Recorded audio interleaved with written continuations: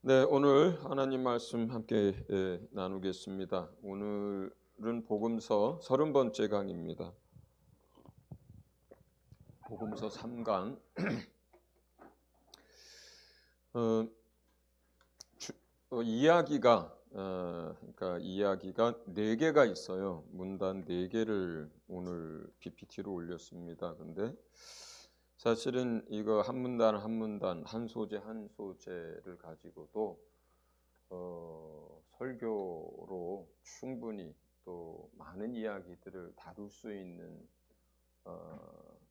사건들이고 소재들입니다. 그리고 그 안에 정말 우리가 이렇게 막 캐어내다 보면 보화 같은 것들이 많은 문단들인데, 그런데 누가가 성경을 성령의 인도하심 속에서 기록할 때 이렇게 유심히 어떤 그 주제나 흐름을 눈여겨서 이렇게 보면 어떨 때는 한 문단이 한 주제로 이제 쓰여질 때가 있습니다. 근데 어떨 때는 두 문단, 세 문단, 많게는 네 문단 뭐 이렇게까지가 사실은 여러 사건이 기록되어 있지만 흐름이나 주제가 하나인 경우들도 종종 나옵니다. 근데 오늘 지금 예수님이 바람과 바다를 잔잔케 하신 일, 거라사 귀신을 내어쫓은 일, 혈루증 앓던 여인을 고친 일, 죽은 회당장 야이로의 딸을 살린 일, 이거는 한 흐름 속에 있어요. 여기까지가. 그 다음부터 이제 제자 이야기가 나오면서 다시 달라지거든요, 흐름이. 그러니까 지금 저는 지난번 27강인가요? 그 백부장의 하인 병을 고쳤던 이야기를 한번 다뤘습니다. 그것과 그 다음에 여기 나오는 이 네 가지 이런 사건들에 대한 기록은 누가가 지금 사건 자체에 대한 초점보다 예수가 누군가에 대해서 설명하고 싶은 거예요. 그래서 이제 그 흐름이나 주제를 30강은 예수님은 누군가에 맞췄고요. 말씀을 나누다가 혹 길어지면 다 못 다룰 수도 있고, 그냥 본래 제가 생각했던 것처럼 이건 설교로 다루기보다 지금 강의로 다루고 있기 때문에 조금 간단하게 짚어주고 이렇게 간다면 4개를 다 다룰 수도 있을 것 같아요. 오늘 지금 누가복음 8장인데요. 근데 이 설교를 다루기 전에 지금 여기 계신 분들이 대부분 하나님의 일을 할 사람들이고 또 하고 계신 분들이고, 그 다음에 특별히 말씀을 가지고 영혼들을 돕게 될 분들이라고 생각을 합니다. 근데 설교를 하든 성경을 가르치든 말씀을 다룰 때 지난주에도 그 기본적인 그 해석할 때 필요로 하는 몇 가지 방법을 얘기를 했는데, 이건 말씀을 다루고 전하는 사람의 태도에 대한 걸 한 가지 좀 얘기하고 싶어요. 그 뭐냐면 자기 이야기를 하는데 말씀을 도구로 삼지 말아야 돼요. 그러니까 하나님 말씀을 잘 가르치기 위해서 자기 이야기를 끌어올 수는 있어요. 감정이라든가 경험이라든가 자기가 이 세상에서 배웠던 것들을 그걸 좀 더 잘 설명하고 좀 더 감동이 있게 하려고 자기 이야기를 하나님 말씀 속에 끌어다가 그 말씀을 더 풍성하게 가르칠 수 있거든요. 그런데 거꾸로 자기가 하고자 하는 어떤 이야기를 위해서 말씀을 끌어오는 것은 굉장히 주의를 기울여야 합니다. 왜냐하면 말씀은 그 말씀 자체가 주인공이시고 주체고, 그 말씀 자체가 전달하려고 하는 메시지의 핵심이에요.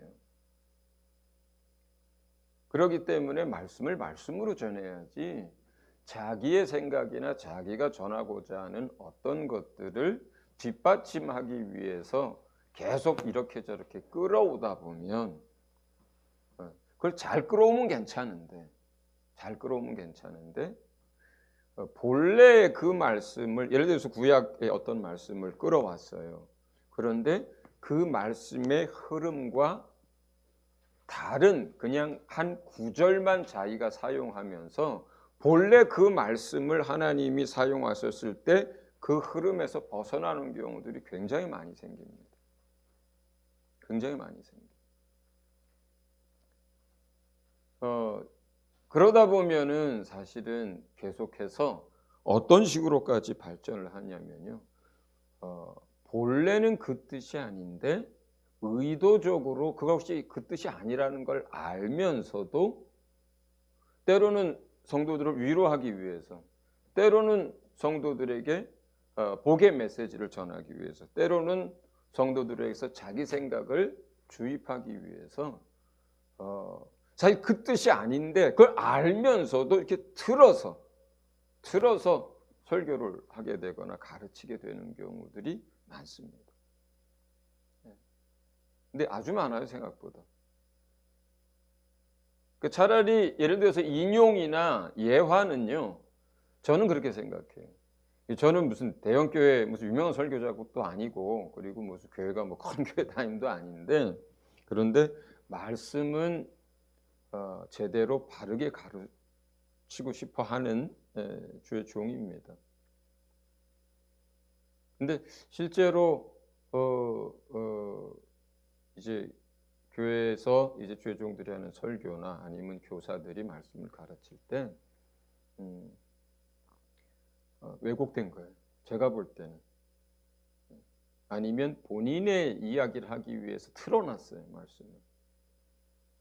아니면 본래 그 뜻이 아닌데 가져다가 다른 용도로 썼어요. 저는 설교자나 말씀 가르치는 교사는 말씀을 그렇게 대하면 안 된다고 생각해요. 말씀이 하나님이시거든요. 말씀이 진리거든요. 그래서 차라리 적합한 말씀, 적합한 예화가 없으면 안 쓰는 게 더 도움이 돼요. 인용해 올 것이 정확하게 그 뜻이 아니면 인용을 안 하는 게 더 낫습니다.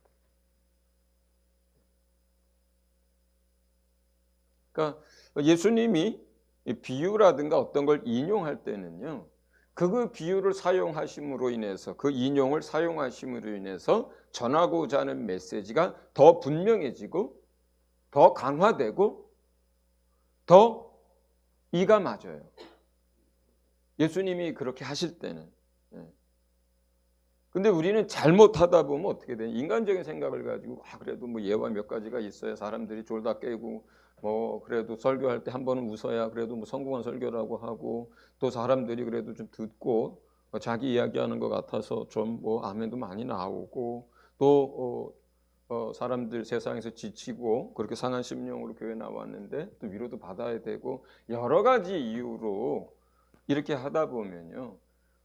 예화는 몇 개가 들어가야 되고 뭐 이렇게 되고 하면서 사실 쓰는데 쓰면 쓸수록 본래 그날 하나님이 전하고자 하는 메시지가 자꾸 희석되고 약화되고 그냥 여러 개 중에 하나로 남아버리는 경우들이 굉장히 많이 생기거든요.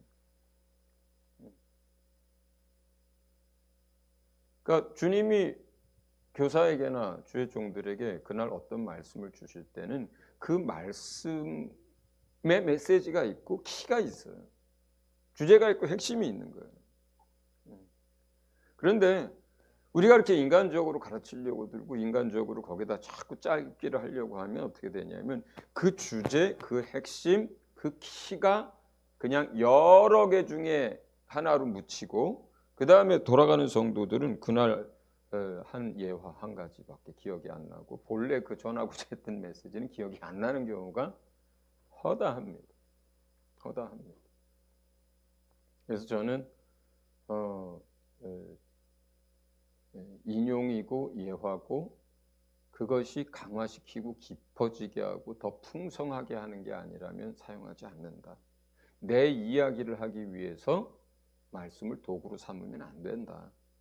하나님의 말씀을 잘 전하기 위해서 내 것을 쓰는 건 괜찮다. 그래서 이런 부분들을 좀 잘 이해했으면 좋겠고요. 그 다음에 우리가 그냥 위로하기 위해서 위로하기 위해서 하나님의 말씀으로 자꾸 이렇게 성도들한테나 다른 사람한테 던지는 이야기들은 전 안 했으면 좋겠어요. 그냥 자기 말로 위로해도 되잖아요. 그렇지 않나요? 자기 말로 위로하면 되잖아요. 잘 될 거야. 염려하지 마라. 같이 기도하자. 하나님이 함께 하시잖아. 하나님이 보고 계시니까, 알고 계시니까 괜찮아. 이렇게 할 수 있잖아요. 잘 될 거예요. 근데 예를 들어서 내 시작은 미약하였으나 창대하리라 이렇게 얘기하면 그게 누구 얘기예요 지금? 그것대로 안 되면 어떡할 거예요? 그리고 그렇게 안 살면 어떡할 거예요? 그 얘기할 때 그게 뭐예요? 그 앞에 구절과 흐름들이 있잖아요. 하나님의 뜻대로 행하고 하나님의 의를 구하고 하나님 앞에 정결함으로 나가면 그러면 그렇게 될 수 있다는 이야기지. 그 앞에 건 다 잘라먹고 그냥 좋은 소리 하고 싶어서 덕담하고 싶어서 술집을 냈는데 거기 가서 창대하게 되면 어떡하라는 얘기예요. 그렇지 않아요? 그러니까 저는 우리가 하나님의 말씀을 우리 지난주에도 그런 얘기했잖아요. 하나님의 말씀을 대할 때 너희는 삼가해라.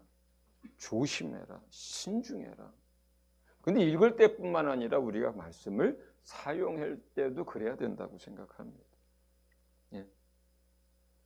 그냥 내가 그 사람을 위하고 또 격려하고 싶으니까 그러면 내 말을 쓰면 되는 거죠. 내가 그렇게 원하고 또 그렇게 해주고 싶으니까. 근데 말씀을 사용할 때는 신중해야 되는 거예요. 들을 때만 신중하는 게 아니고. 자, 우리 누가복음 8장 말씀을 좀 보겠습니다. 누가복음 8장. 내가 안경을 어디다 두고.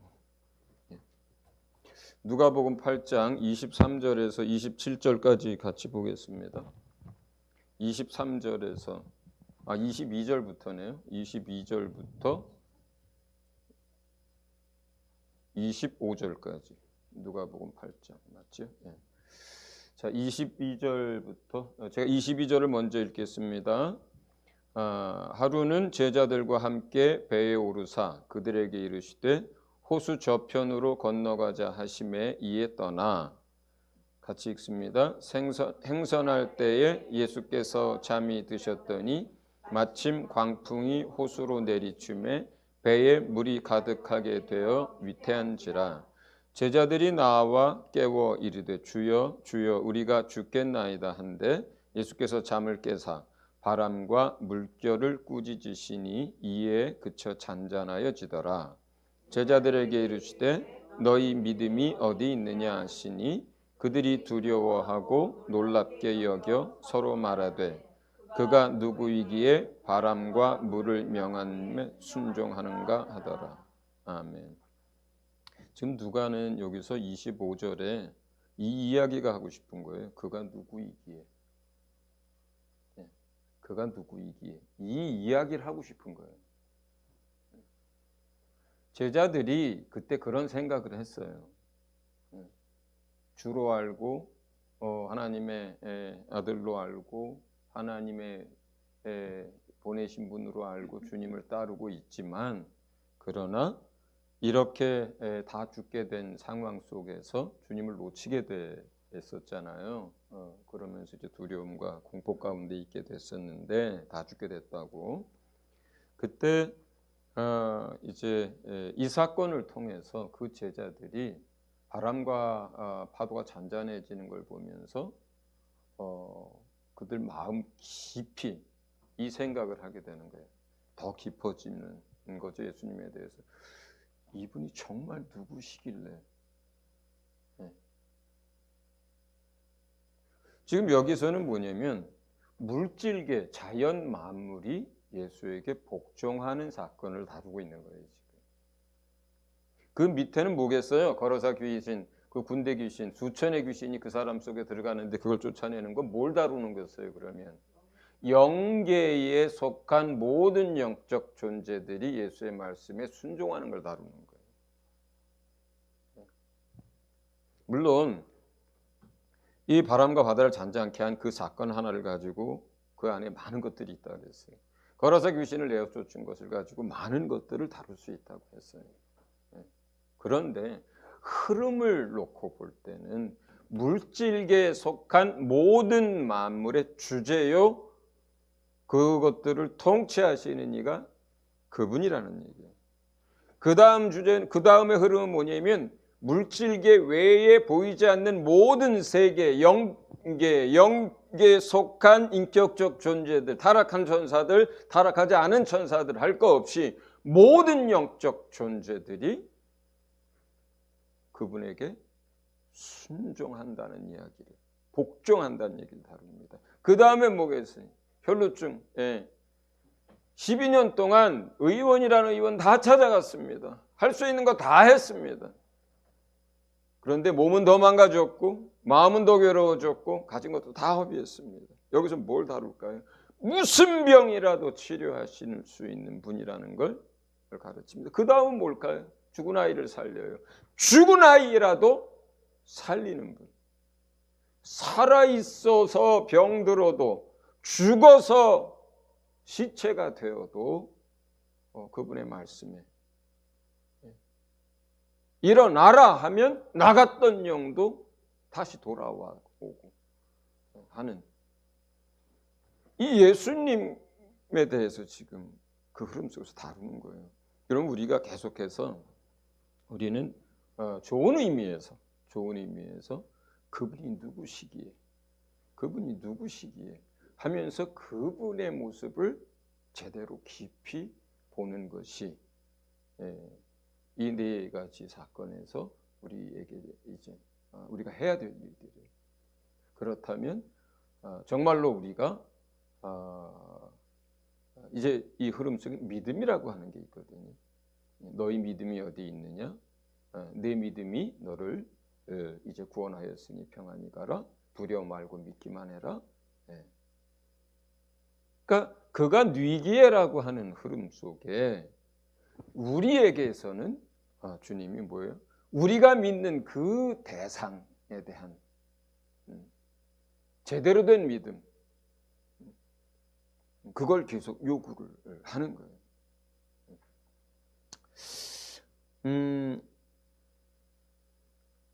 바람과 바다를 이제 잔잔케 하신 우리가 지금 읽은 그 본문에 우리가 설교로 다룰 때는 이제 믿음의 부분들을 초점을 맞춥니다. 여기서는.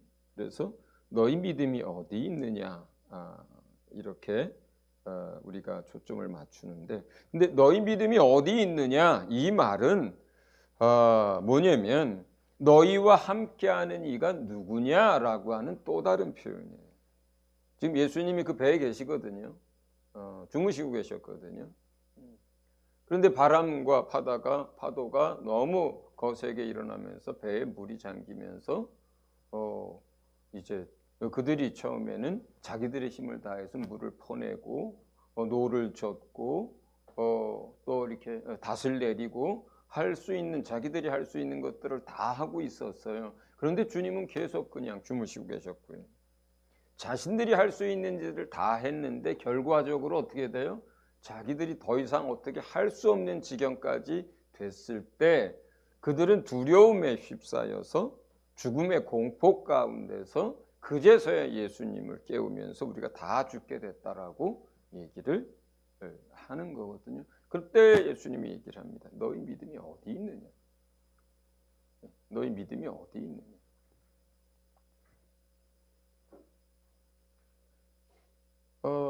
너희와 함께하는 이가 누구냐? 이렇게 다르게 물어볼 수 있는 거예요.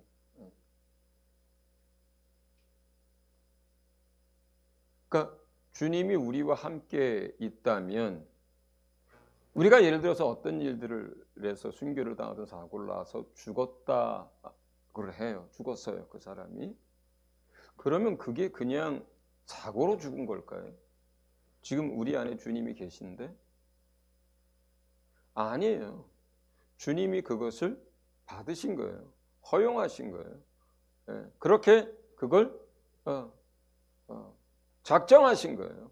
그러지 않으면 우리가 어떤 상황 속에서도 죽지 않습니다. 우리만 그렇습니까? 심지어 참새 한 마리도 똑같습니다. 포수가 아무리 살금살금 가서 아무리 명포수라 해도 그렇다고 해서 방아쇠를 당기면 참새가 떨어져 죽느냐? 그렇지 않다는 거예요.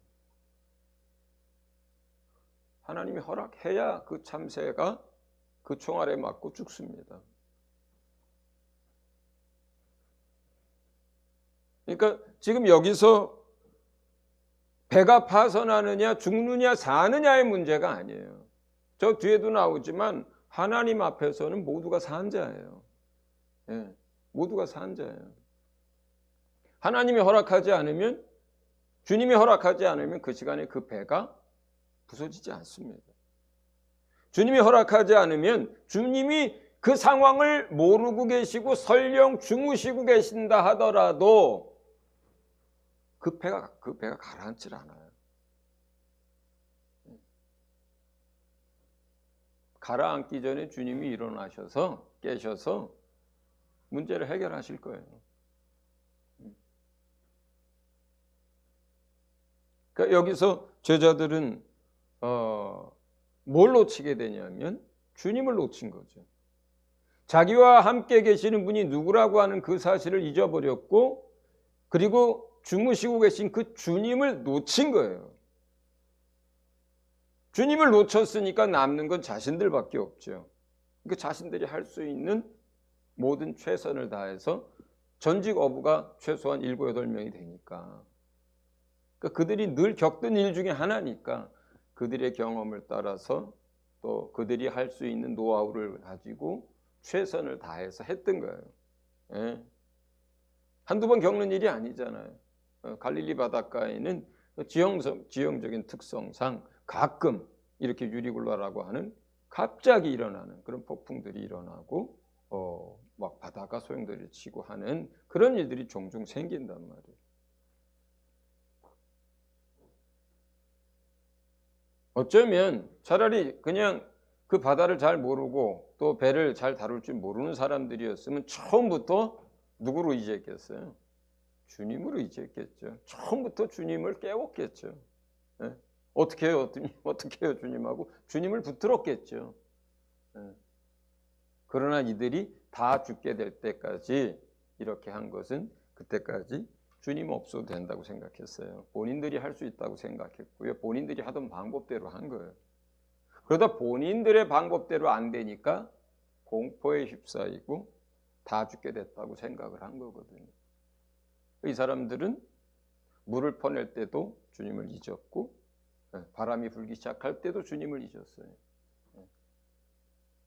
주님이 주무시고 계셨으니까 더 그랬을 수도 있겠죠.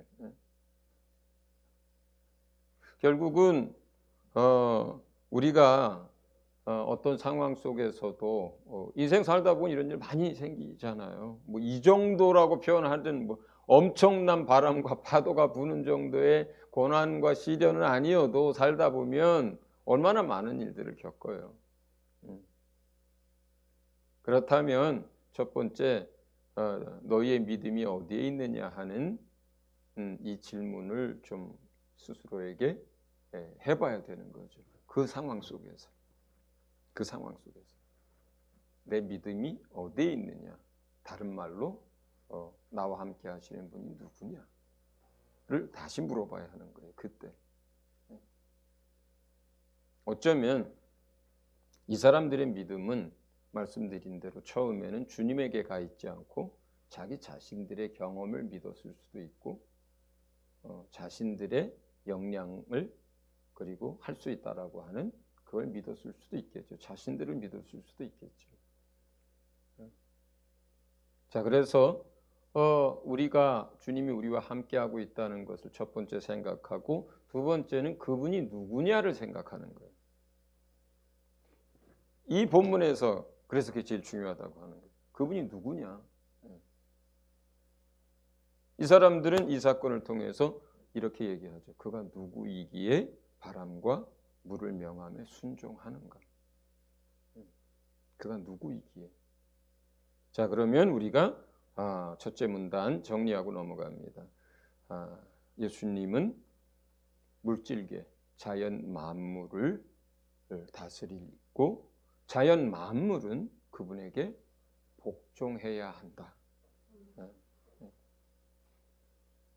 만유의 주제라고도 하고 만유의 통치자라고도 하고 그리고 이 모든 자연 만물을 다스리는 분이라고 이제 서신서에서는 계속 그렇게 표현을 하죠. 예. 자, 일단 물질계에서 일어나는 모든 일들은 주님이 원하시고 우리가 주께 기도했고 주님이 그것에 대해서 일하고자 하면 무엇이나 가능하다. 할렐루야. 예. 무엇이든지 주 앞에 복종한다. 자, 두 번째, 거라사 귀신을 내어 쫓는 사건입니다. 8장 26절에서 39절입니다. 조금 길지만 읽겠습니다. 제가 먼저 읽습니다. 그들이 갈릴리 맞은편 거라사인의 땅에 이르러 예수께서 육지에 내리심에 그 도시 사람으로서 귀신 들린 자 하나가 예수를 만나니 그 사람은 오래 옷을 입지 아니하며 집에 거하지도 아니하고 무덤 사이에 거하는 자라. 예수를 보고 부르짖으며 그 앞에 엎드려 큰 소리로 불러 이르되 지극히 높으신 하나님의 아들 예수여, 당신이 나와 무슨 상관이 있나이까? 당신께 구하노니 나를 괴롭게 하지 마옵소서 하니 이는 예수께서 이미 더러운 귀신을 명하사 그 사람에게서 나오라 하셨습니다. 귀신이 가끔 그 사람을 붙잡음으로 그를 쇠사슬과 고랑에 매어 지켰으되 그 맨 것을 끊고 귀신에게 몰려 광야로 나갔더라. 예수께서 내 이름이 무엇이냐 물으신즉 이르되 군대라 하니 이는 많은 귀신이 들렸습니다. 무적행으로 들어가라 하지 마시기를 간구하더니 마침 그곳에 많은 돼지떼가 산에서 먹고 있는지라.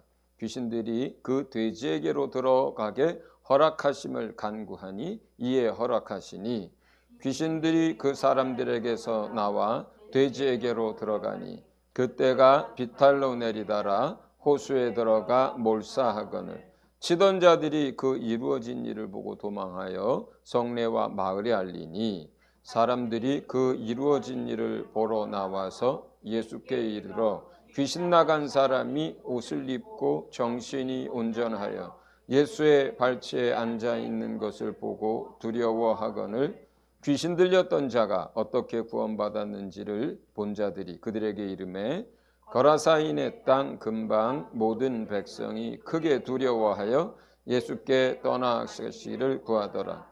예수께서 배에 올라 돌아가실새 귀신 나간 사람이 함께 있기를 구하였으나 예수께서 그를 보내시며 이르시되 집으로 돌아가 하나님이 내게 어떻게 큰 일을 행하셨는지를 말하라 하시니 그가 가서 예수께서 자기에게 어떻게 큰 일을 행하셨는지를 온 성내에 전파하니라. 아멘. 어떤 사람이 귀신에 들렸어요. 그런데 한두 영이 들어간 게 아니라 여기서 이제 군대라고 이렇게 표현을 했는데 레기온이라고 돼 있어요. 군단이죠. 군단 단위. 그러니까 적게는 뭐 7, 8천에서 많게는 뭐 15,000까지의 그런 단위가 군단인데 그러니까 여기서 나중에 돼지한테 2,000마리가 들었다고 했을 때 뭐 2,000마리 정도의 귀신이라는 것보다는 그 이상이죠. 그 이상이죠. 한 마리에 뭐 몇 개의 영이 들어갈 수도 있는 것이고 어쨌든 뭐 들어갔을 때 미쳐서 날뛰고 다 몰살 당할 정도였으니까. 그러니까 최소한 수천의 영이 한 사람 속에 들어가 있었습니다. 그렇게 되니까 이 사람이 사람들이 상식적으로 생각할 수 있는 그 정도 이상의 괴력들도 발휘를 했던 거죠. 쇠로 쇠고랑을 만들어서 뭐 발을 채운다든지 손을 채운다든지 이렇게 쇠로 만들었는데도 불구하고 그걸 다 힘으로 깨뜨리고 그리고 광야로 달려나가고 하는 그런 정도의 상황이었습니다. 자, 우선 첫 번째 여기서 좀 생각해 봐야 될 거는 귀신 들린 자나 귀신 들린 사람의 가족들이나 누가 예수님께 이 사람에게서 귀신을 내쫓아 달라고 요청한 게 아니에요. 요청한 게 아니에요. 예수님이 그렇게 미쳐 날뛰는 그 귀신을 먼발치서 보시고 예수님이 적극적으로 그 사람에게서 귀신이 나오라고 명령하셨고 그 후에 이제 돼지에 들어가게 해달라고 간청해서 허락해서 이런 일들이 생겼던 겁니다. 보통은 믿음이 있는 자, 믿음을 가지고 주님 앞에 나오는 자들을 주님이 고치시고 온전케 하시죠. 그렇지 않습니까? 그들의 믿음을 보시고 대부분의 사역들을 하시거든요. 그런데 이 군대 귀신, 수많은 귀신이 사로잡힌 이 사람의 사건에서는 주님이 다르게 행동하십니다. 첫째. 그런데 사실은 따지고 보면 이 사람에게서뿐만 아니라 병 고치고 사람들을 먹이고 돕는 일들, 이런 것들, 기적을 행하는 것들과 마귀의 일을 멸하고 사람들을 자유케 하는 일은 사실은 주님이 사역하실 때 이게 주님의 접근 방법이 달라요. 주님의 접근이 달라요. 어떻게 다르냐면 마귀의 일을 멸하는 일에 있어서는 매우 예수님 자신이 적극적입니다. 그리고 많은 사람들이 이 일에 또 방관자가 되거나 반대하는 자가 되기보다는 주의 편이 되기를 원하고 계세요. 그래서 주님이 뭐라고 얘기하냐면 이 마귀의 일을 멸하는 일에 있어서는 어떻게 표현하냐면 나를 이 일을 이렇게 하는 것을 반대하지 않는 자는 뭐예요? 나를 위하는 자다, 이렇게 표현을 해요. 반대하지만 않아도 적극적으로 지지하고 찬성하는 의미가 아니에요. 반대하지만 않아도 나를 위하는 자다, 이렇게 주님이 그런 입장을 가지고 있었어요. 또 나와 함께 하지 않으면 뭐예요? 해치는 자다, 이런 입장을 가지고 계세요. 마귀의 일을 멸하는 일에 있어서는. 그러니까 주님이 정말 화가 나고 그리고 정말 악한 영들을 악하다 하고 더럽다 하고 하는데 우리가 생각하는 것보다 훨씬 더 그 악한 영들과 사단의 일에 대해서 훨씬 더 강하고 그리고 그들을 대적하여 멸하고자 하는 적극성과 그런 그들을 미워하는 마음들을 주님이 굉장히 많이 가지고 계세요. 그래서 나와 함께 하지 않으면 그건 나는 모으려고 하는데 너희는 해치고 있다 지금. 나를 반대하지만 않아도 나를 위하는 자다. 이런 입장이세요. 이게 병 고치는 거랑 다른 것들이랑은 전혀 달라요. 주님이 이 마귀의 일을 멸하는 일에 있어서는. 주님은 뭘 보셨을 거라고 나는 생각하냐면 이게 사람도 아니고 짐승도 아닌 것처럼 인생이 망가지고 인격이 망가지고 삶이 망가진 그 무덤 사이에서 벗었는지 입었는지 걸레조각 같은 거에 머리는 수세미처럼 엉망이 되고 씻지도 않고 하나님의 형상과 모양으로 지음을 받은 한 사람이 악한 영들에게 사로잡혔을 때 인격이 망가집니다. 삶이 망가져요. 인생이 망가져요. 그 한 사람의 영혼을 주님이 보셨다고 생각해요. 그 무덤 사이에 있는. 그리고 그렇게 한 사람의 인생도 인격도 삶도 짐승보다 못하게 망가뜨리는 그 일을 하는 악한 영들에 대한 적개심, 그리고 그것을 멸하고자 하는 주님의 강렬한 의지가 있으셨다고 생각해요. 그래서 그 사람이 나와서 나 좀 도와달라고 한 것도 아니고 그 사람의 가족들이 그렇게 한 것도 아니지만 주님이 나서서 그 사람에게 귀신을 쫓아낸 거라고 생각을 합니다. 자, 이런 면에서 저도 그렇고 우리는 좀 반성을 할 필요가 있다고 생각을 합니다. 내가 괜찮으면, 내 가족들이 괜찮으면, 우리 성도들이 괜찮으면 그렇게 원수들에게 잡혀서 이제 망가져가는 사람들에 대해서 우리가 이런 주님의 그런 그 일을 멸하고자 하는 그 적극성과 또 그렇게 해서 그 영혼의 삶을 회복시키려고 하는 주님의 또 그러한 태도, 그리고 그 영혼에 대해 불쌍히 여기는 것, 이러한 것들이 저에게도 좀 더 있었으면 좋겠고 우리에게도 좀 더 있었으면 좋겠습니다. 우리는 이런 비슷한 경우를 겪게 됐을 때 이제 병원을 의지하고 정신과 의사를 의지하고 약을 의존하려고 하고 그 부분에 있어서 주님이 싸우시는 것처럼 대적하시고 멸하시는 것처럼 그렇게 안 할 때가 참 많고 저 자신도 이런 부분들에 대해서 하나님 앞에 좀 더 무릎을 꿇어야 한다고 생각을 합니다. 근데 가끔 이제 근자의 몇 년 동안 어떤 걸 자꾸 느끼냐면 참 이 악한 영들 정말 악하다, 정말 더럽다, 정말 악하다, 이런 생각을 요 몇 년 동안 그 이전보다 전 좀 더 많이 했어요. 왜냐하면 그 악한 영들이 어떤 한 사람 한 사람의 인격을 망가뜨리고 그들의 삶을 깨뜨리고 인생을 망치는 것들을 보면서 정말 악하다, 정말 나쁘다, 정말 더럽다, 그렇게 원수들을 대적하고 마귀를 멸하려고 하는 그런 강한 의지와 마음, 그리고 주님의 권세가 또 그런 믿음이 우리에게 필요한 줄로 믿습니다.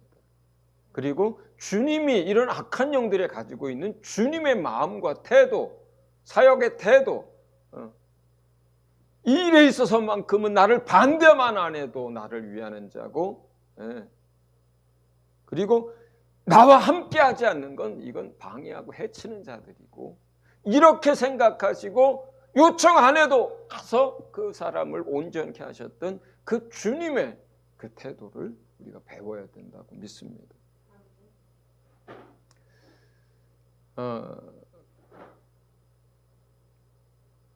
정말로 이 사람뿐만 아니라 이 시대에는 이런 영들의 방해와 역사에 의해서 힘들어하는 사람들이 너무나 많습니다. 이 시대는 정말 너무나 많아요. 다양한 형태로 이야기하지만 실제로 이런 생물학적인 어떤 장애도 항목을 하고 또 여러 가지 그 안에 내면의 상처들도 여러 가지 작용을 하죠. 당연히 작용을 합니다. 어떤 신경이나 기능적인 것이나 어떤 다른 부분에 장애가 생겨서도 그렇게 충분히 될 수 있습니다. 그러나 동시에 대부분은 또한 악한 영들의 회방과 역사가 반드시 있습니다. 그래서 사실은 어떤 의학이나 상담이나 여러 가지의 도움도 필요로 하지만 그러나 영적 싸움은 우리가 더 본질적인 또한 영역이라고 생각을 합니다. 그 다음에 좀 우리가 이거에서 생각해 봐야 될 건 뭐냐면 이 마을 사람들이 예수님에게 했던 그들의 반응이에요. 이 사람들은 성경에 두려워했다. 그 다음에 예수님께 이 지역에서 떠나주시기를 간청했다 이렇게 얘기를 합니다. 두려움 때문만은 아니죠. 여러분 다 금방 이해하실 거예요. 경제적인 손실 때문이에요. 경제적인 손실 때문에. 사실은 그곳에서 수천 마리의 돼지떼 그 시대에 그 굉장히 많은 양이에요. 어떤 한 집 돼지라고 볼 수도 없는. 그리고 그걸 치던 사람들이에요. 복수예요. 여러 사람들이 치고 있었어요. 예전에 말씀드렸던 것처럼 그 근처에 로마 군단이 주둔을 하고 있었기 때문에 그 로마 군단에 이제 식품으로 납품을 하기 위해서 키웠다라고 우리가 추측을 하는데, 오늘날도 예를 들어서 2,000마리를 손실을 봤다 예수님이 뭐라고 말씀하셔가지고 그러면 그 동네 사람들 아마 난리 날 거려. 난리 날 거려. 만약에 교회에 부흥 집회를 했는데 그 동네에 뭔 일이 생겨가지고 부흥 집회하고 귀신 쫓아내고 막 하더니 소 한 200마리가 죽고 돼지가 한 1,000마리 죽고 막 그런 일이 일어났다. 그럼 아마 불도저로 밀어버릴 거예요, 교회.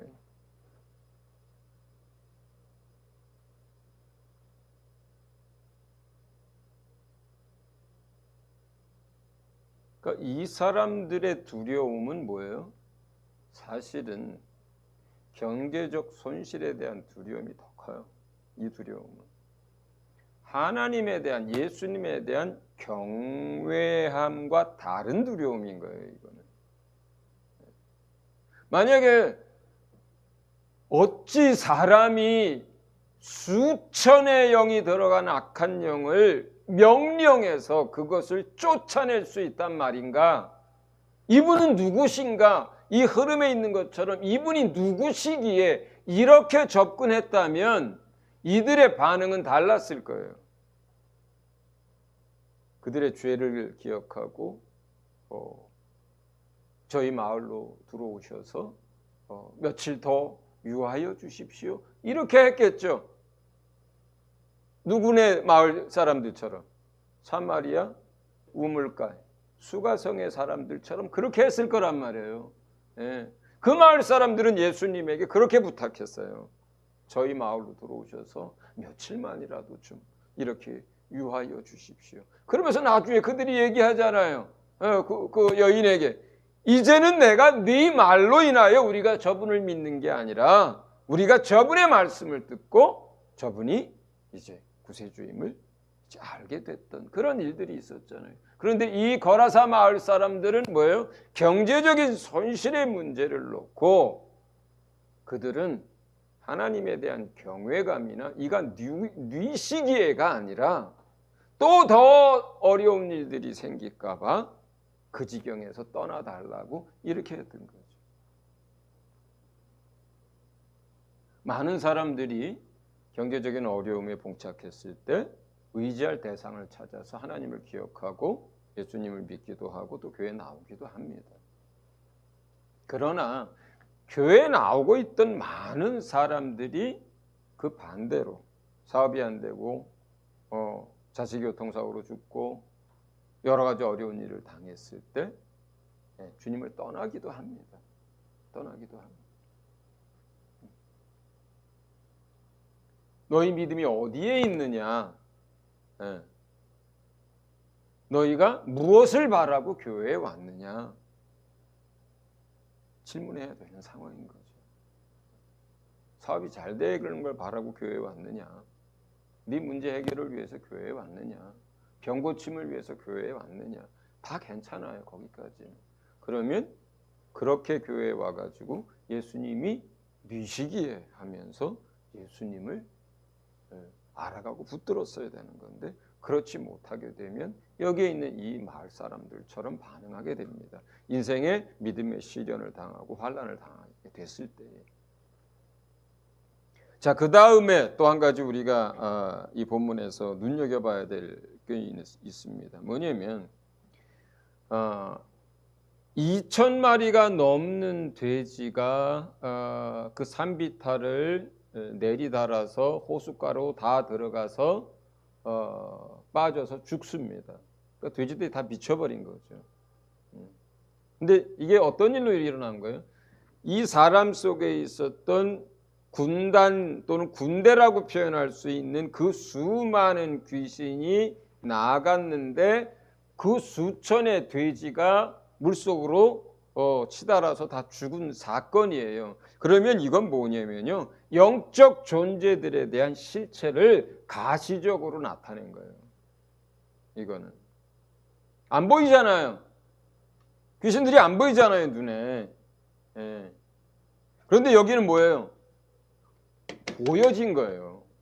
돼지들로 인해서 사람들 눈에 그 실체가 수천의 실제로 영들이, 예, 그 2,000마리가 넘는 돼지가 다 몰살을 당했으면 적어도 한 마리당 한 귀신 이상은 다 들어간 거잖아요. 실제로. 그러니까 수천의 귀신들이 그 사람에게서 나갔는데, 다른 사건에서는 사람이 넘어졌다거나 운전해졌다거나 이걸로 병고침을 받았다거나 이걸로 끝났어요. 다른 사건에서는. 근데 이 사건에서는 뭐예요? 가시적으로 드러난 거예요. 실존한다는 것이, 실체가 있다는 것이, 영적 세계와 영적 존재들이 있다는 것이 눈에 보이는 이 돼지떼가 몰살당하는 이 일을 통해서 실제로 악한 영들이 있구나, 실제로 수천의 것들도 한 사람 속에 들어가서 이렇게 망가뜨릴 수 있구나 라고 하는 그 영적 존재를, 그 실체를 가시적으로 나타낸 그런 케이스입니다. 그래서 자, 그러면 이 사건을 통해서 전체 흐름 속에서는 이렇게 수많은 영적인 존재들이 어떻게 합니까? 예수 그리스도의 명령에, 말씀에 복종합니다. 하나님을 대적하는 영들이 복종한다면 당연히 하나님을 섬기는 천군 천사들은 어떻게 하겠어요? 당연히 예수 그리스도를 위하고 예수 그리스도를 따르고 예수 그리스도의 말씀에 순종하죠. 당연히 순종하죠. 그런 하나님을 섬기는 하나님의 종된 천사들, 영적 존재들 뿐만 아니라 심지어 하나님을 대적하는 악한 영들조차도 수천의 영들이 한 말씀에 다 복종한다 이 말이에요. 앞서서 물질계의 모든 만유에 속한 것들이 주 앞에 복종을 한다면 물질계뿐만 아니라 영계에 있는 모든 영적 존재들이 예수님에게 복종한다는 얘기예요. 예수님에게 복종한다. 그래서 하늘과 땅 사이에 있는 모든 것, 눈에 보이는 것과 보이지 않는 모든 것, 이걸 만유라고 불러요. 하나님이 지으신 세계를, 영계도 물질계도. 결국 예수님이 누구예요? 그 만유의 주제, 만유의 통치자예요. 그분이. 세 번째 사건은, 저 뒤에 목사님 좀 꺼주세요. 세 번째 사건은 누가복음 8장 42절부터 48절입니다. 누가복음 8장 42절에서 48절 같이 읽겠습니다. 제가 먼저 읽겠습니다. 제가 이 성경 구절을 다 잘못 써놨네요. 40절부터 제가 읽겠습니다. 42절부터 여러분 읽어주세요. 예수께서 돌아오심에 무리가 환영하니 이는 다 기다렸음이로라. 이에 회당장인 야이로라 하는 사람이 와서 예수의 발 아래 엎드려 자기 집에 오시기를 간구하니 자기에게 12살 된 외딸이 있어 죽어가미러라. 예수께서 가실 때에 무리가 밀려들더라. 이에 12해를 혈루증으로 앓는 중에 아무에게도 고침을 받지 못하던 여자가 예수의 뒤로 와서 그의 옷가에 손을 대니 혈루증이 즉시 그쳤더라. 예수께서 이르시되 내게 손을 댄 자가 누구냐 하시니 다 아니라 할 때에 베드로가 이르되 주여 무리가 밀려들어 미나이다. 예수께서 이르시되 내게 손을 댄 자가 있도다. 이는 내게서 능력이 나간 줄 알미로다 하신대 여자가 스스로 숨기지 못할 줄 알고 떨며 나와 엎드리어 그 손댄 이유와 곧 나은 것을 모든 사람 앞에서 말하니 예수께서 이르시되 딸아 내 믿음이 너를 구원하였으니 평안히 가라 하시더라. 아멘. 예, 우리가 여기서 이 여인이 앓고 있었던 혈루증이라고 하는 것은 이제 계속해서 출혈이 있는 이 여인이 가지고 있었던 병인데 구약의 윤리에 따르면 이제 부정한 거죠. 이렇게 되면 유출병은 이를 앓는 이 여자는 부정한 여자여서 그렇다면 다른 사람과 접촉할 수도 없고 그리고 하나님께 성전에 나아갈 수도 없는 이런 사람입니다. 뭐 문둥병처럼 그렇게까지 막 사지가 떨어져 나가고 얼굴이 뭉그러지고 막 그런 것은 아니지만 그 시대로 볼 때 율법 시대로 볼 때 거의 병 중에서 문둥병 다음으로 그 인생을 망가뜨리는 그 병을 가진 상태에선 이스라엘이라고 하는 유대 사회에서 뭔가 살아간다는 것이 사실은 거의 불가능에 가까운 병이었습니다. 네, 부정한 거예요. 또 그 여자와 접촉하는 사람들도 부정해지는 거예요. 그러니까 어떤 가정 안에서 가족으로서의 생활도 거의 불가능한 거예요. 네. 성소에 들어갈 수도 없는 사람인 거예요. 그러니 이 여자 입장에서는 이걸 고치려고 그죠? 얼마나 애를 썼겠어요. 네. 세상 사람들 하는 말로 안 해본 거 없이 다 해봤을 거예요. 여기 이 성경의 표현에 따르면 그 마가복음에는 뭐라고 기록을 돼 있냐면요. 많은 의사에게 많은 괴로움을 받았고 이렇게. 그리고 우리 이 누가복음에는 아무에게도 고침을 받지 못했고 또 뭐라고 돼? 가진 것도 다 허비했어요. 다 허비했어요. 그러니까 의사라고 하는 의사, 용하다는 의사, 뭐 거리 상관없이 이 여자가 그걸 고쳐야만 사니까 사회생활이 가능하고 가족의 일원으로서의 삶이 가능하니까 그걸 고치기 위해서 진짜 많은 의사들을 찾아다녔고 또 그 의사들은 돈 받아가면서 이렇게 해봐라 저렇게 해봐라 많은 것들을 했는데 고통만 받았어요. 병은 낫지 않고. 그리고 12년을 그렇게 하면서 이 사람이 가지고 있었던 모든 소유, 재산 다 팔았고 다 썼어요. 아무것도 남지 않았어요. 아무것도 남지 않았어요. 그야말로 절망 가운데 있었던 거죠. 그래서 이 문단을 우리가 설교로 하거나 가르치거나 할 때에 저는 이 여인의 내면을 깊이 들여다보고 그 여인과 자기를 동일시해봐라.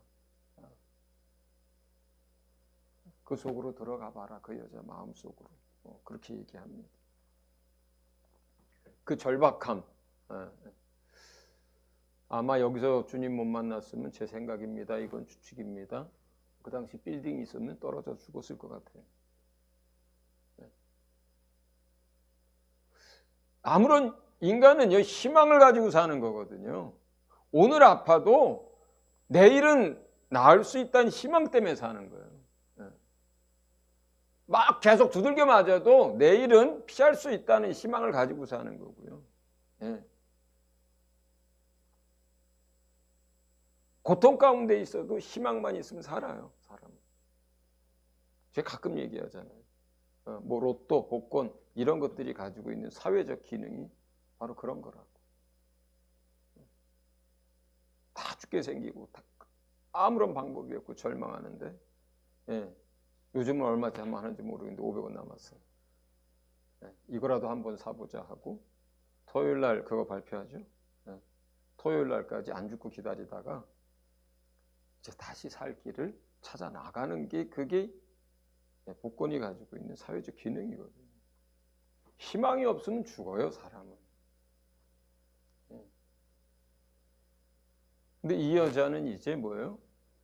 그렇게 희망을 다 잃어버린 상태에서 할 수 있는 것이 아무것도 없는 상태에서 그야말로 절망 상태에서 돈도 아무것도 안 남는 상태에서 예수님에 대한 소문을 들었다라고 성경이 기록하는 거예요. 그리고 예수님에 관한 여러 가지 이야기들을 들을 때마다 그 안에 뭐가 생겼겠어요? 희망이 생기는 거예요. 희망이 생기는 거예요.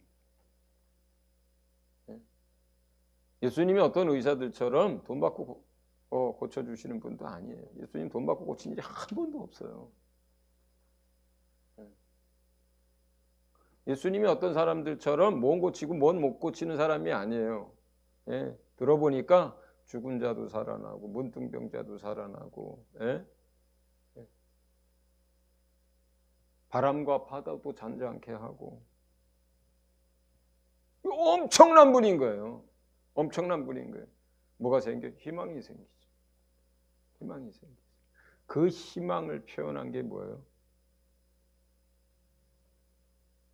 그 희망이 이 여자에게 믿음이 됐고 그것을 표현한 것이 뭐냐면 내가 그분의 옷자락에 손만 대어도 나을 것이라는 희망, 나을 것이라는 믿음이 생긴 거예요.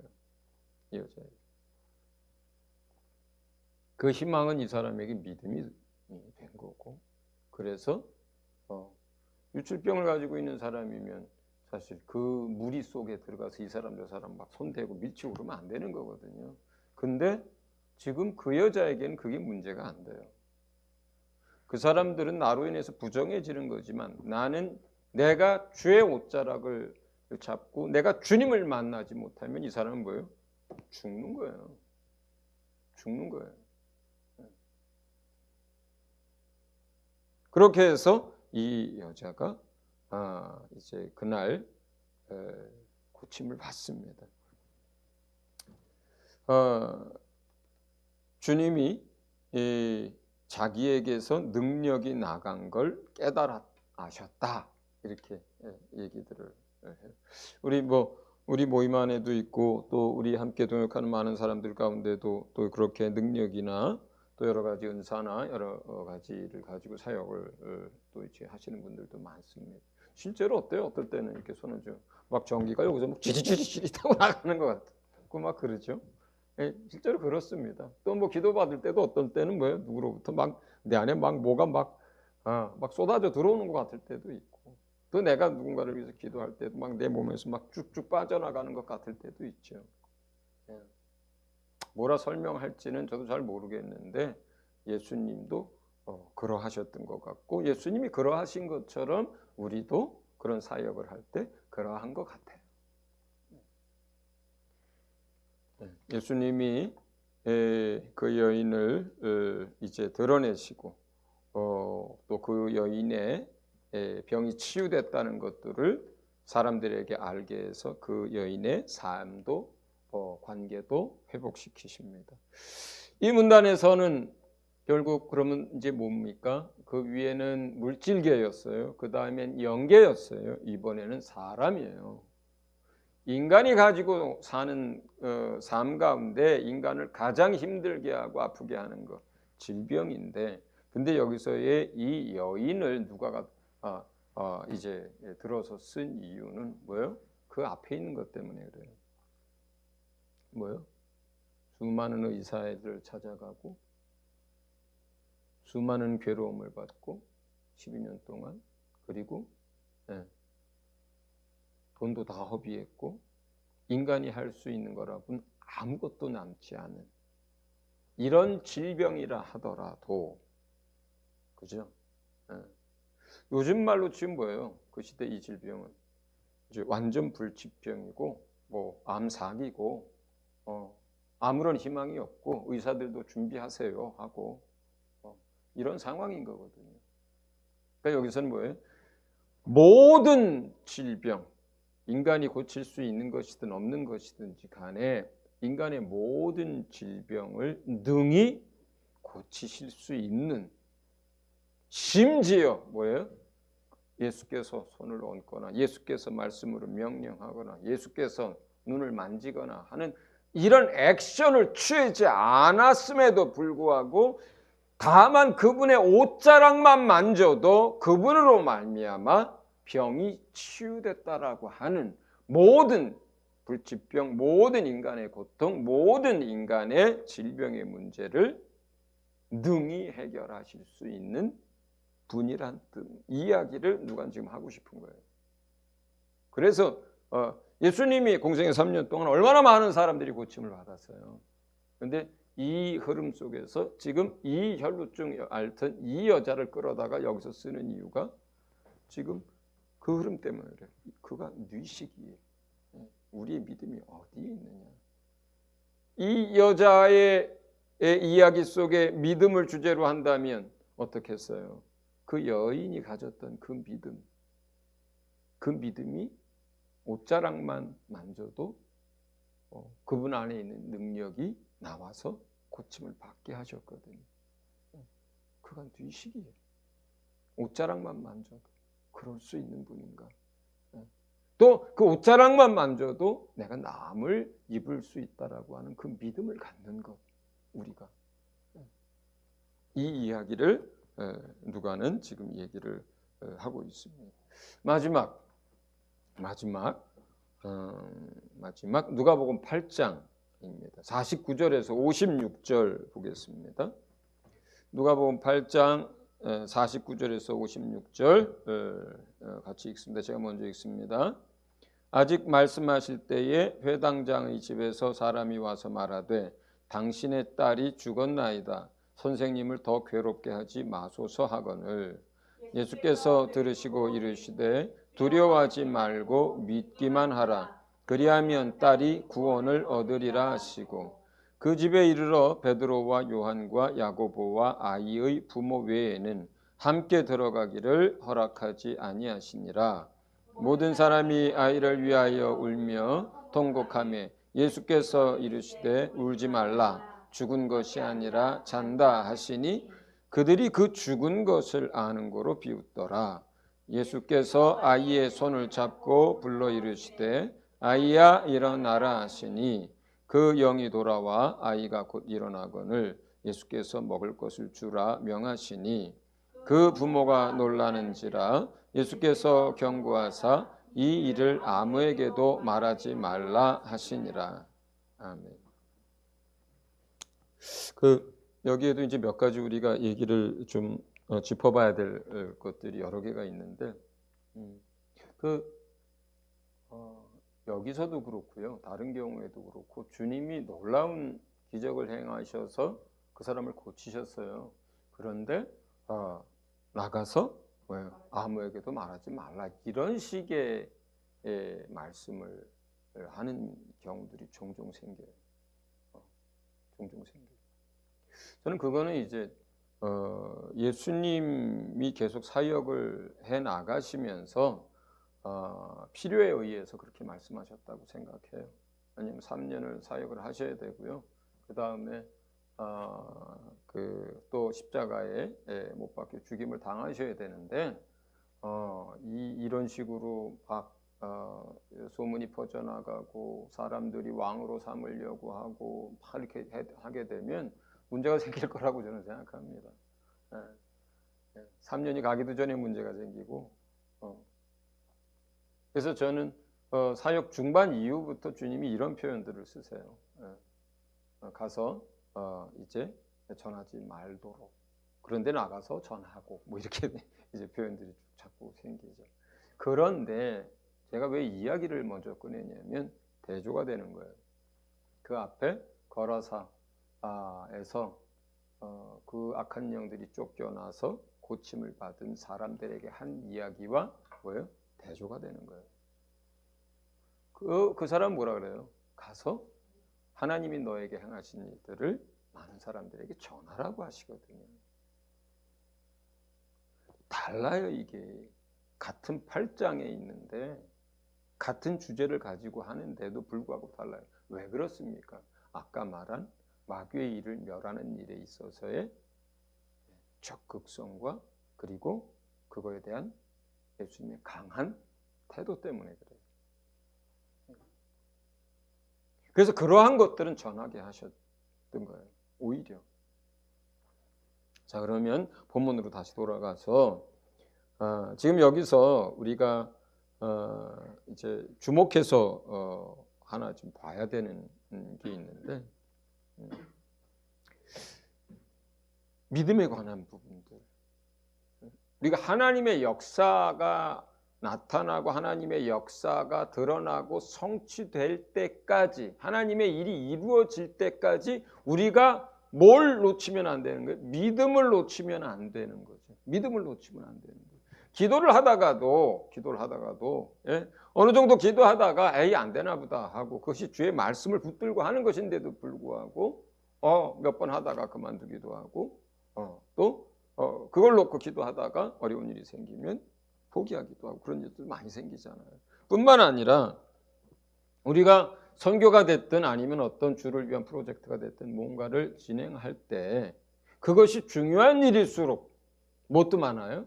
영적 방해도 많아요. 영적 방해도 많아요. 그런데 그러한 하나님의 일들을 이루어가는 일에 영적 방해가 없을 수가 없는 거예요. 그냥 순탄 이렇게 될 수가 없는 거예요. 그거는 어느 지역을 주님께로 돌아오게 한다. 어떤 사건을 통해서 어떤 프로젝트를 통해서 많은 영혼들을 구원한다. 어떤 일들을 통해서 하나님의 살아계심을 만천하에 드러내게 한다라고 할 때 원수가 그걸 안다면 가만히 있겠어요? 어디 해봐라. 그래 알았어. 그러겠어요? 원수는 원수대로 힘을 다해서 저지하고 막을 거란 말이에요. 그러면 이게 뭐예요? 믿음의 시험을 당하게 하는 일들이 계속 생기는 거죠. 이 본문은 그거를 아주 잘 보여주고 있어요. 이 회당장이 예수님에게 찾아가서 죽어가는 딸을 위해서 간청을 합니다. 간청을 합니다. 여기에는 뭐가 있는 거예요? 그 회당장이 예수님에 대한 믿음이 있는 거예요. 내 딸을 고쳐주실 거라고 하는 믿음이 있는 거예요. 그래서 간청을 한 거예요. 회당장이지만. 그죠? 그런데 예수님이 그 사람을 따라 이제 갑니다. 첫 번째 시련이 믿음을 시험하는 일들이 생깁니다. 그 집에서 사람들이 와서 뭐라 그래요? 당신의 딸이 이미 죽었나이다. 더 이상 예수님을 괴롭게 하지 마옵소서. 아파서 죽어가는 딸을 놓고 와서 예수님 앞에 간청하고 주님이 오시면 내 딸이 고침을 받을 수 있습니다. 고쳐주세요. 했던 그 믿음이 있고 그렇게 주님께 부탁했어요. 근데 여러분 같으면 어떻게 했어요? 그렇게 주님께 기도하고 있는데 네. 절망적인 소리들이 의사들로부터 들려옵니다. 네. 우리가 할 수 있는 게 없습니다. 네. 여기에서는 그 절망의 아주 끝이죠. 죽었대요. 그러면 일반적으로 많은 사람들은 이 단계에서 어떻게 돼요? 그냥 좌절하고 말겠죠. 끝났구나. 이렇게 되겠죠. 마르다처럼 또는 마리아처럼 주님이 조금만 일찍 오셨으면 우리 오빠가 고침을 받았을 것인데 하고 이렇게 반응할 수도 있는 거예요. 그러니까 이건 분명히 하나님의 영광과 그 역사를 드러내시고자 하는 그 일에 회당장이 믿음을 가지고 나왔는데 악한 영들이 또 환경이 그걸 믿음을 시험하는 일들이 생겼던 거예요. 죽었습니다. 틀렸습니다. 포기하십시오. 여기서 주님은 이 회당장의 믿음을 붙들어 줍니다. 그 회당장이 믿음을 놓치지 않도록 그 회당장의 믿음을 붙들어 줍니다. 뭐라 그러셔요? 두려워하지 말고 믿기만 해라. 두려워하지 말고 믿기만 해라. 딸이 죽었어요. 지금 딸이 죽었어요. 하나님이 그 딸을 살리고자 하고 예수님이 그 딸을 살려서 하나님의 영광을 드러내고자 할 때는 그 매개체가 되는 그 사람의 믿음이 때로는 약해질 때에도 예수님은 그 사람의 믿음을 붙들어주고 도와줍니다. 하나님의 영광을 드러내기 위해서라도. 그래서 붙들어주셨어요. 자, 죽었다고 하지만 그래도 다시 이 회당장이 주님을 의지하고 그래도 혹시 주님이 믿기만 하라고 하니까 주님을 따라서 집에 도착했습니다. 많은 곡하는 사람들이 이미 애가 죽었기 때문에 곡을 하고 있고 그렇습니다. 울고 있고 그렇습니다. 가는 길에 죽었으니까 가족들이 아이가 금방 좀 전에 죽은 거죠. 친척들이 방금 전에 죽은 거예요. 얼마 안 된 거예요. 그러니 그 아이를 잃은 부모, 형제들 얼마나 또 슬프고 그렇게 했어요. 주님이 얘기합니다. 울지 말라. 죽은 것이 아니라 잔다. 그랬더니 그 뒤에 뭐라고 이렇게 돼 있어요? 그들이 비웃더라 이렇게 돼 있어요. 이거 두 번째 시험이죠. 두 번째 시험이에요. 두 번째 시험. 애가 이미 죽었어요. 죽었어요. 다 울고 있어요. 예수님이 죽은 것이 아니라 잔다 하실 때에 죽었다라고 하는 사실을 받아들이지 않고 자는 거라고 하실 때에 거기에 있는 그 분위기는 어떻게 했어요 지금? 어이없어하고 비웃고 비아냥거리고 뭔 소리를 하는 거야? 자, 이러한 반응들이 그 주위에 있는 사람들의 반응들이 속에서만 일어나는 일들이 아니란 말이에요 지금. 이 반응들이 누구에게로 직접적인 영향을 미쳐요? 회당장에게 영향을 미칩니다. 그렇잖아요. 여러분 같으면 어떻게 했어요? 아버지, 어머니, 형생, 동생들, 옆에 있는 의사들까지 이 사람이 뭔 소리를 하는 거예요 지금? 숨이 끊어진 지가 언제인데 뭘 하겠다고 가서? 이랬을 때 뭘 놓치면 안 되는 거예요? 믿음을 놓치면 안 되는 거예요. 주님이 하겠다고 하시면. 여기서 중요한 건 뭐예요? 내가 막무가내의 믿음을 갖는 게 아니라 주님이 지금 고치시겠다고 그 집으로 발걸음을 옮기셨고 주님이 약해지는 내 믿음까지 붙들어주면서 믿기만 하라고 주님이 내 믿음을 붙들어주고 있고 그리고 주님이 죽은 게 아니라 잔다라고 하고 들어가려고 하신단 말이에요. 고치려고. 그러니까 주님이 하시려고 하는 거예요. 그러면 뭐예요? 그 주님이 일하실 수 있도록 그 믿음의 시련, 그 비웃음과 경멸과 인간적인 생각과 그 모든 것들을 의존하지 않고 다 틀렸습니다. 뭘 고치긴 뭘 고쳐요. 됐습니다. 가세요.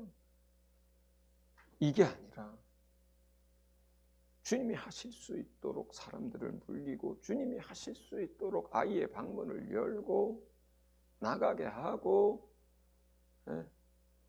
그리고 이 회당장이 주님을 의지하고 주님을 바라보는 거죠. 그랬을 때 이 아이가 살아났습니다. 아이야 일어나라 할 때 뭐예요? 그 죽은 아이의 영이 돌아와 살았다는 거예요.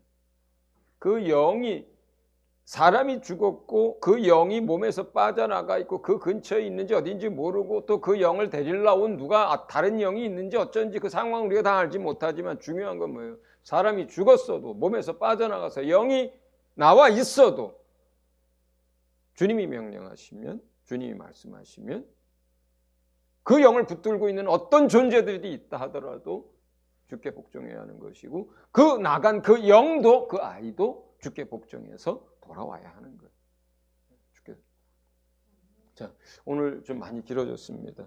자, 우리 마지막 이사야서 9장 7절로 오늘 말씀을 마치도록 하겠습니다.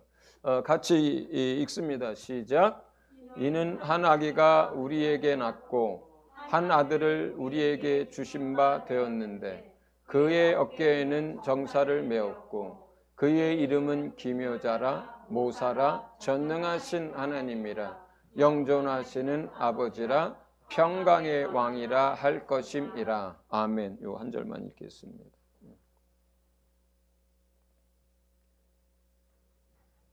아기가 태어나요. 아기가. 지난주에도 한번 얘기했죠. 아기가 태어납니다. 처녀의 몸을 통해서 동정녀를 통해서 아기가 태어나요. 그런데 그 아기가 그 어깨에 정사를 메었고 정사라는 게 뭐예요? 통치권이에요. 다스리는 권세와 능력을 정사라고 하는 거예요. 그런데 여기서 이 정사는 뭐예요? 다스리는 이 통치권은 뭐예요? 물질계, 영계, 모든 걸 다 다스리는 정사예요. 여기서 그분이 갖게 되는 게. 그리고 그는 그의 이름을 기묘자라 모사라. 이게 뭐예요? 모든 지혜와 지식을 가지고 계신 지혜의 하나님이란 뜻이에요. 알고 계시고 모든 것들에 대해서. 그 다음에 그분은 뭐예요? 그분이 전능하신 하나님이세요. 그분이 전능하신 하나님이세요. 그분이 누구예요? 아버지예요. 영존하시는 아버지예요. 아기로 태어난 그분이. 그분이 누구예요? 왕이에요. 그분이 왕이에요. 이분이 예수님이세요. 이분. 물질계와 모든 영계의 통치를 하시고 그 주제가 되시고 하늘과 땅의 모든 지혜와 지식을 가지고 계시고 모든 것을 알고 계시고 그가 전능하신 하나님이고 그가 영존하시는 아버지고 그가 평강의 왕입니다. 성부, 성자, 성령 이 세 분은 각각의 인격을 가지고 있지만 한 분 하나님으로 존재합니다. 하나님의 존재 방식이에요. 영적인. 하나, 둘, 셋 이런 아라비아 숫자 개념이 아니고 영의 존재 방식이에요. 우리 하나님의 존재 방식이에요. 물질에는 물질로서의 존재 방식이 있는 것처럼 영은 영의 존재 방식이 있는 거예요. 그 영의 존재 방식으로서 성부, 성자, 성령 이 세 분이 각각의 인격을 가지고 있지만 분리될 수 없는, 나뉘어질 수 없는, 차별이 없는 한 분으로 존재하시는 하나님이신데 육체를 입고 오신 그분이 예수님이신 거예요. 할렐루야. 그가 뉘시기에 그가 바로 이런 분이시기에 이런 일들이 일어났다라고 누가는 지금 얘기하고 있는 거예요. 여러분이 믿고 오늘 의지할 그리고 기도할 그분이 누굽니까? 바로 이 예수님이세요. 자, 우리 이 시간 기도하겠습니다. 이 시간 주신 말씀을 가지고 여러분의 믿음을 위해서 또 그분을 알아가는 지혜와 지식에 있어서 기도하시기를 바라고요.